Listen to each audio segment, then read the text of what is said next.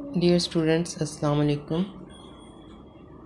آج ہم جو ہے وہ اپنا 4th لیکچر سٹارٹ کرتے ہیں، اور آج ہمارا ٹاپک ہے قومی آمدنی کی پیمائش کے طریقے۔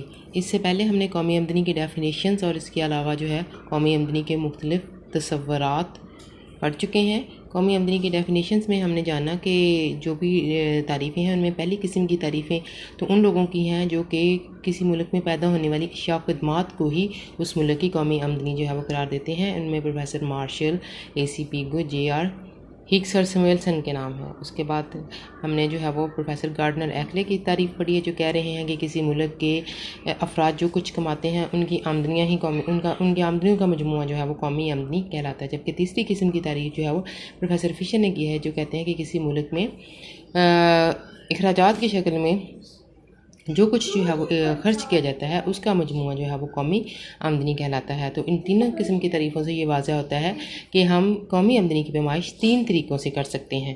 قومی آمدنی کی پیمائش کے 3 طریقے ہیں، ان میں پیداوار کا مجموعہ ہے، آمدنی کا طریقہ اور اخراجات کا طریقہ۔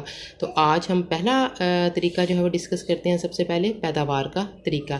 اس طریقے کے مطابق جو ہے وہ کسی ملک میں پیدا ہونے والی جو اشیاء و خدمات ہیں، جو کچھ بھی اشیاء و خدمات کی شکل میں ایک سال کے اندر پیدا ہوا ہے، ان کی بازاری مالیت لی جاتی ہے اور اس بازاری مالیت کو جمع کر لیا جاتا ہے، اور اس بازاری مالیت کا مجموعہ ہی اس ملک کی قومی آمدنی جو ہے وہ کہلاتا ہے۔ یعنی کہ جو کچھ بھی اشیاء و خدمات کی شکل میں پیدا ہوا ہے اس کی بازاری مالیت یا اس کی زرعی مالیت کو ہم قومی آمدنی جو ہے وہ قرار دیتے ہیں، اور خام قومی پیداوار کے طریقہ سے مراد جو ہے وہ یہی ہے۔ اب اس میں کون سی اشیاء و خدمات کو ہم شامل کریں گے؟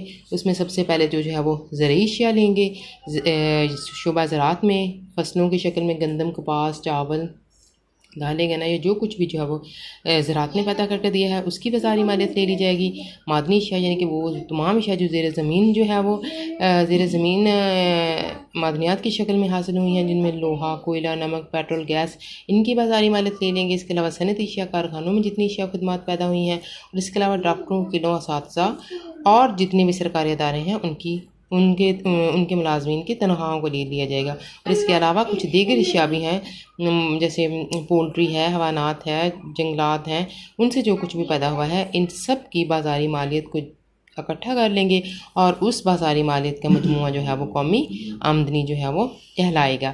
اب سوال یہ ہے کہ اس طریقے سے جو قومی آمدنی اکٹھی کی جائے گی، کیا وہ مطلب جو ہے وہ حتمی ہوگی اور اس میں کسی قسم کی کوئی خامی تو نہیں ہے؟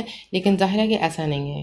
جب ہم اس طریقے سے قومی آمدنی کی مالیت جو ہے وہ معلوم کریں گے تو ہمیں کچھ احتیاطوں کو جو ہے وہ مد نظر رکھنا پڑے گا۔ اگر ان احتیاطوں کو ملحوظ خاطر نہیں رکھا جائے گا تو پھر قومی آمدنی کی جو عدد و شمار ہمیں حاصل ہوں گے وہ مس لیڈ کر سکتے ہیں۔ ان میں سب سے پہلے تو اس بات کی احتیاط کی جائے گی کہ کسی چیز کی 2 دفعہ گنتی جو ہے وہ نہ ہو جائے، یعنی کہ دوبارہ گنتی جو ہے وہ نہ ہو جائے۔ اس کو ہم مثال سے جیسے سمجھ سکتے ہیں کہ اگر فرض کریں کہ اگر ہم زرعی اشیاء لیں تو ان میں ہم جو بھی کچھ گنے کی جتنا بھی ایک سال کے عرصے میں گنا پیدا ہوا ہے اس کی مالیت لے لیں۔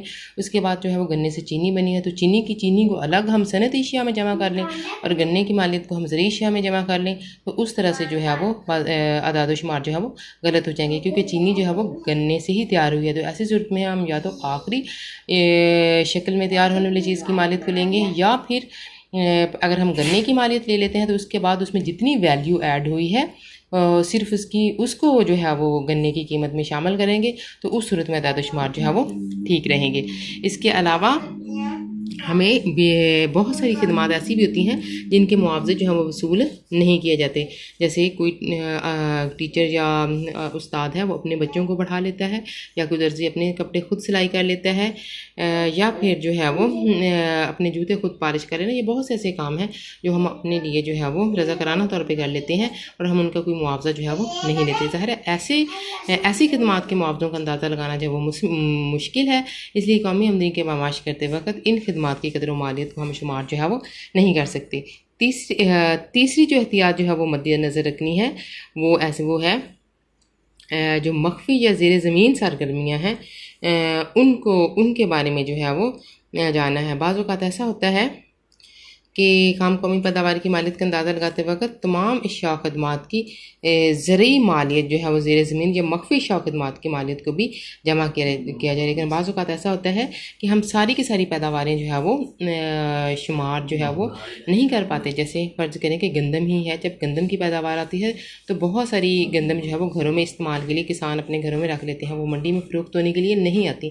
اس طرح سے وہ پھر ان کی مالیت جو ہے وہ جمع ہونے سے رہ جاتی ہے. اس لیے اس بات کا بھی لحاظ رکھنا پڑے گا کہ جو اشیاء خدمات ذاتی استعمال کے لیے رکھ لی جاتی ہیں وہ بھی جو ہے وہ اس میں شامل ہو سکیں. اس کے علاوہ بعض اوقات سمگلنگ ہے، ذخیرہ اندوزی ہے یا چور بازاری وغیرہ سے کی صورت میں بھی اشیاء خدمات جو ہے وہ یا تو اسمگل کر دی جائیں گی یا ہولڈنگ کر لی جاتی ہے، تو اس صورت میں بھی وہ پھر قومی آمدنی میں شامل نہیں ہو پاتی، اور اس طرح سے قومی آمدنی کا اندازہ صحیح لگانا مشکل ہو جاتا ہے. اس لیے ان احتیاطوں کو قومی آمدنی اس طریقے سے جو ہے وہ قومی آمدنی معلوم کرتے وقت ہمیں مد نظر رکھنا ہوگا.